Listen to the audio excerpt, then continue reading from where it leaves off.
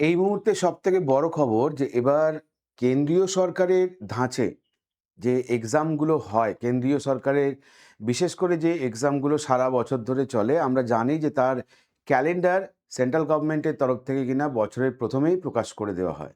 তো সেই দিকে তাকিয়েই বলতে পারো এবার রাজ্য সরকারের পরীক্ষাগুলোর ক্যালেন্ডার প্রকাশিত হতে চলেছে। হ্যাঁ, ঠিকই শুনছো।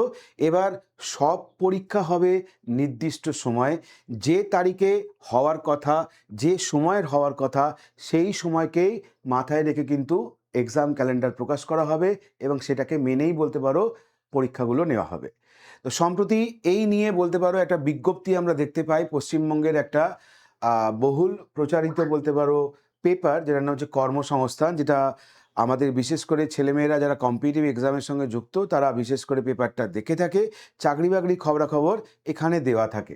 তো এই পেপারেও বলতে পারো কিনা এই কথাটা উল্লেখ করা হয়েছে, যেখানে বলা হচ্ছে যে কেন্দ্রীয় সরকারের ধাঁচে প্রকাশিত হবে বার্ষিক এবার থেকে রুটিন। অর্থাৎ সরকারি চাকরি পরীক্ষা হবে নিয়ম মাফিক, নিয়োগও হবে নিয়ম মাফিক। যারা সরকারি চাকরির স্বপ্ন দেখছো তারা 100% নিশ্চিত থাকতে পারো যে তোমার স্বপ্ন সফল হবেই। এই জন্য যা যা করণীয় তা করতে হবে। রাজ্য সরকার তোমাদের পাশেই আছে। পশ্চিমবঙ্গে চাকরি হবে দুর্নীতিমুক্ত, চাকরি নিয়োগ যে কোনো দুর্নীতি বরদাস্ত করা হবে না। ওকে? কোনো নেতা, সেটা পূর্বতন সরকারের হোক বা বর্তমান সরকারের হোক, কোনো নেতা যদি চাকরির টোপ দিয়ে টাকা চায়, তাহলে রাজ্য সরকারকে জানাতে হবে এবং সরকার তাদের ব্যবস্থা নেবে বলে পরিষ্কার বক্তব্য কার? না, মাননীয় শিক্ষা রাষ্ট্রমন্ত্রী সুকান্ত মজুমদার গত 28শে জুন বিশ্ববাংলা কনভেনশনে সেন্টারে বলতে পারো এক প্রদর্শনী হলে তিনি এক অনুষ্ঠানে এই কথা জানান। তিনি আরও জানান যে কোনো চাকরির পরীক্ষা দেওয়ার পর ওএমআর শিট বাড়ি নিয়ে যেতে পারবেন, মানে তুমি যে কোনো পরীক্ষা দেওয়ার পর ওএমআর শিট বাড়ি নিয়ে যেতে পারবে, আর বাড়িতে বসেই ঠিক করে নিতে পারবে পরীক্ষায় তোমার প্রাপ্ত নম্বর কত হতে পারে। মানে মেলানোর পর তুমি জেনে নিতে পারবে যে প্রাপ্ত নম্বর তোমার কত হতে পারে। আগে ইন্টারভিউয়ে বেশি নম্বর ছিল, যার ফলে কারচুপি বেশি হতো। এবার থেকে ইন্টারভিউয়ের নম্বর উঠিয়ে দেওয়া হবে।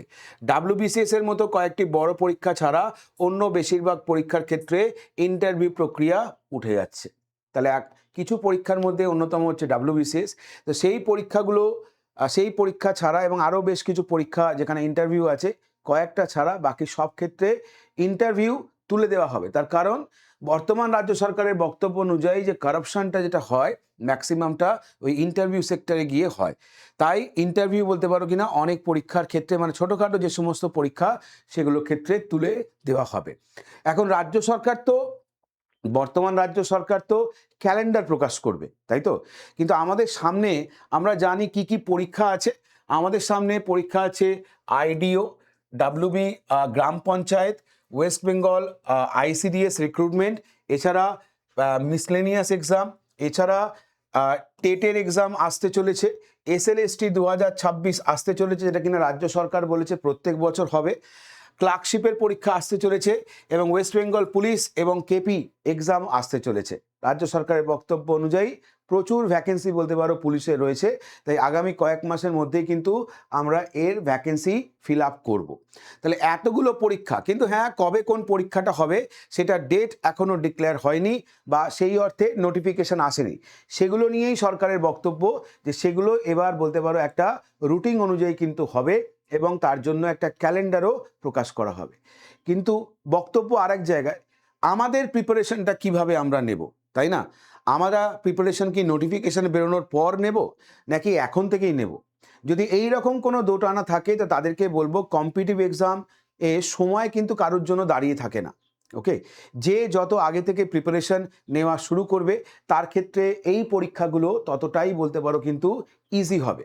কারণ পরীক্ষা হবে পরীক্ষার নিয়মে, পরীক্ষার সময়।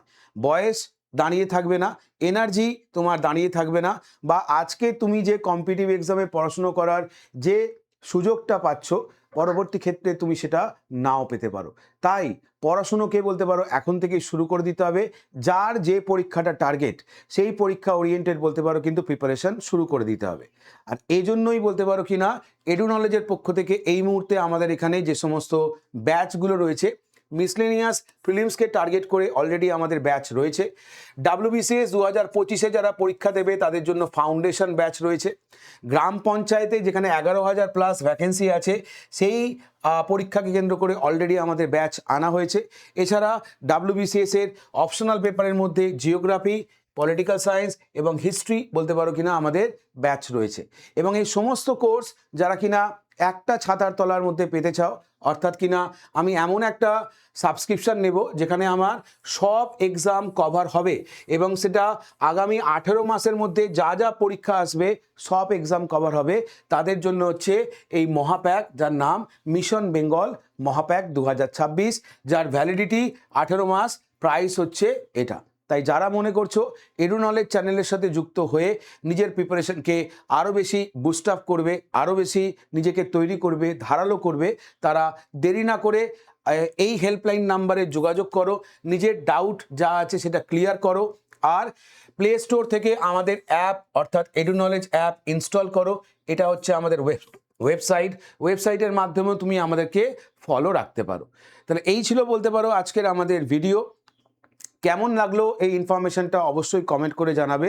আরও নতুন নতুন খবর যা আমরা পাবো, যেটা তোমাদের পরীক্ষার ক্ষেত্রে কাজে লাগবে, সেই সমস্ত খবর নিয়ে আমরা অবশ্যই এই চ্যানেলে আপডেট দিতে থাকবো।